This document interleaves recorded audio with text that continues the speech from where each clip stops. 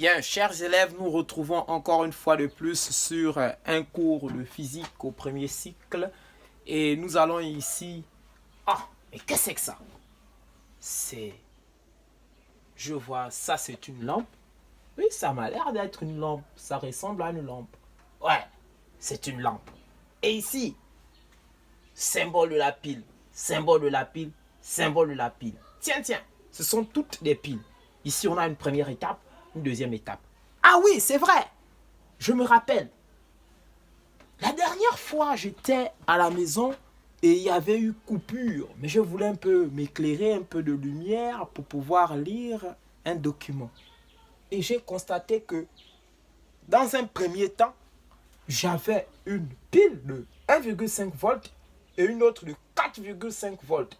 Mais il fallait alimenter une lampe de 3 volts sans pourtant détériorer la lampe, mais il fallait aussi que la lampe brille normalement pour pouvoir me permettre de bien lire. Si ça brillait faiblement, je ne devais pas voir. C'est évident. Mais comment faire pour faire briller cette lampe?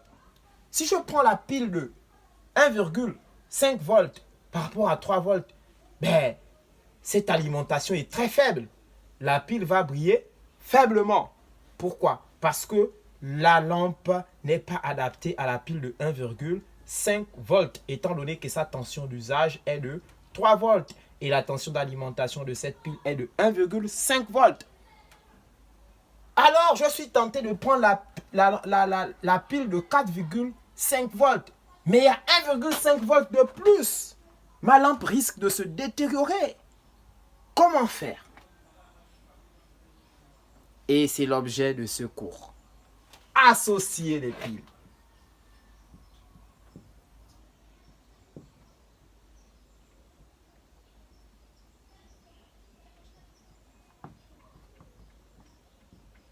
L'association des piles.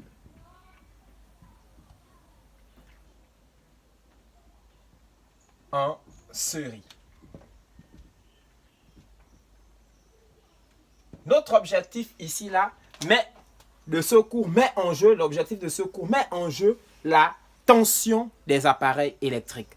Et donc, si nous associons les piles en dérivation, donc en parallèle, évidemment, la tension de l'association ne va pas avoir une grande mutation, une grande modification. Pour cela, il est mieux d'associer les piles souvent en série. Cependant, il existe plusieurs types d'associations de piles. Et dans ce cours, nous allons notamment parler de deux types d'associations de piles. Et ce type d'association de piles, on retrouve ça dans les lampes torches, dans les télécommandes des télévisions. On retrouve ce type d'association de piles également dans des générateurs tels que les piles plates. Les piles plates, ce sont des associations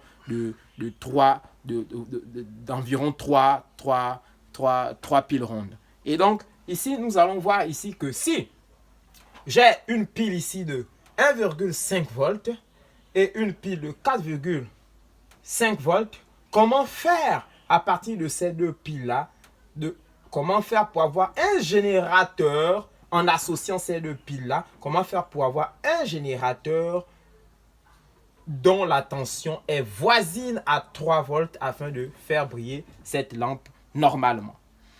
Alors, si je me mets à relier ou à mettre en contact la borne négative de cette première pile avec la borne positive de la seconde pile, qu'est-ce que je constate? En faisant cette expérience, j'ai constaté que la lampe brillait fortement. Ça veut dire qu'il y avait surtension. Donc, cette association qui permet de mettre en contact une borne positive de l'une des piles avec une borne négative de l'autre pile, ou encore une borne négative de l'une des piles avec une borne positive de l'autre pile, ou encore de mettre en contact des bornes des piles opposées, donc de signes opposés, permet ici là d'additionner les tensions des piles. Donc le générateur qu'on obtient ici est un générateur dont la tension est la somme des tensions des générateurs mis en association. Du coup, c'est la tension de ce générateur que j'ai monté par association de ces deux piles à une tension de 1,5 volts plus 4,5 volts qui donne ici 6 volts. Et 6 volts, c'est le double de la tension d'usage de ma lampe. Ma lampe va briller fortement. Les filaments vont surchauffer, vont se couper. On dit que la lampe va se griller. On dit ici que la lampe va se griller. Donc du coup, ce type d'association, je ne peux pas l'adopter pour faire briller cette lampe. Je ne peux pas l'adopter. Mais comment appelle-t-on ce type d'association? On appelle ce type d'association l'association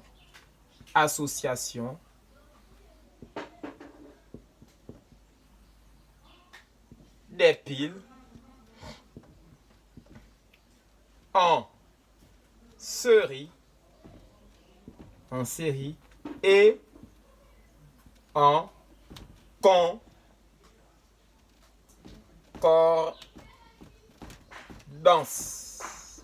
Donc, c'est l'association des piles en série et en concordance.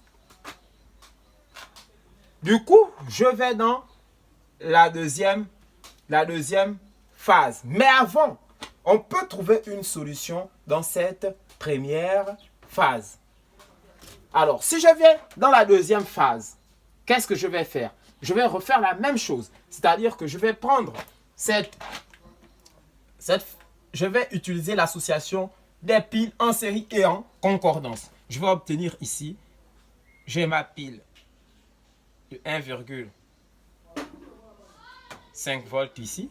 J'ai l'autre pile que je vais associer à la pile de 1,5 volts en mettant en contact la borne négative de la première avec la borne positive de la seconde.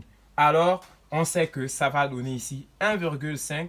Le générateur que je monte a pour tension 1,5 plus 1,5 qui donne 3 volts.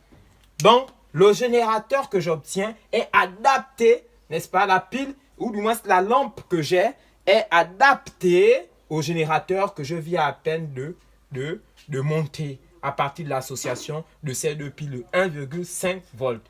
Si je fais une association en série et en concordance, les tensions ici, là s'ajoutent. Et donc, on fait la somme des tensions des deux piles. Et j'obtiens une pile, puisque ça devient une seule pile par association, une pile de 3 volts. Et cette pile-là va permettre à ma lampe de briller normalement et je peux m'éclairer pour pouvoir lire mon document.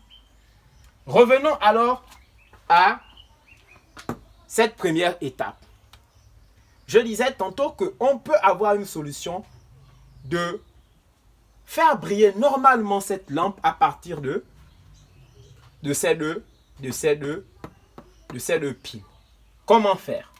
Ce que je vais faire, c'est que je vais ici relier la borne négative de ce premier générateur, donc de cette première pile, avec la borne négative de la deuxième pile.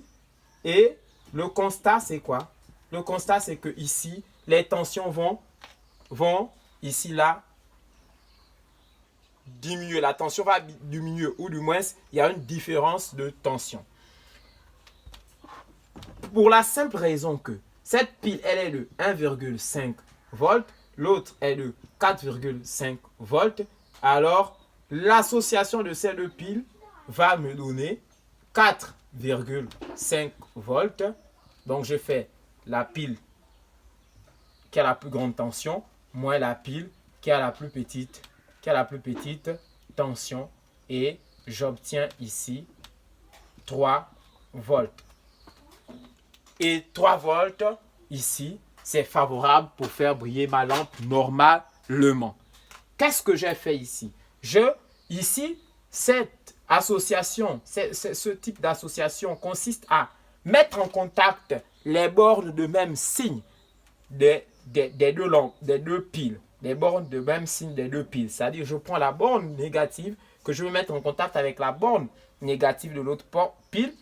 Ou encore, je prends la borne positive de l'une des piles que je veux mettre en contact avec la borne positive de l'autre pile. Donc, les bornes que je mets en contact sont les bornes de même signe. Dans ce cas, il n'y aura pas addition des tensions, mais il y aura soustraction des tensions. Et c'est ce qui me permet d'obtenir un générateur de 3 volts qui va faire fonctionner normalement ma lampe de 3 volts. On dit que ma lampe est adaptée à ce générateur. Comment appelle-t-on ce type d'association? Ce type d'association est appelé association des piles en série, association des piles en série et en opposition. Association des piles en série et en opposition. Récapitulons. On peut associer des piles en série. Il existe 2 types d'association de piles. Il y a l'association de piles en série et en concordance qui permet ici l'addition des tensions. Et il y a l'association des piles en série et en opposition qui permet ici la soustraction des tensions. À quoi sert ce type d'association? Ou encore à quoi sert l'association des piles en série? Cette association des piles en série permet d'obtenir soit des générateurs plus performants, c'est-à-dire de plus haute tension, ou soit d'obtenir des générateurs de plus faible tension par rapport à ce qu'on a au préalable. J'ai plusieurs piles de 1,5 volts, mais je peux obtenir donc à partir d'une association en série et en concordance une pile de 6 volts par exemple. En associant combien? En associant 3 de ces piles en série et en concordance. Si j'ai besoin d'une pile de 3 volts, alors que j'ai 2 piles qui ont chacune 1,5 volts et 4,5 volts, je peux faire une association de ces 2 piles en série et en opposition afin d'obtenir un générateur de 3 volts. C'est à ça que ça sert. Je vous remercie, j'espère que vous avez compris et on se retrouve pour un prochain cours.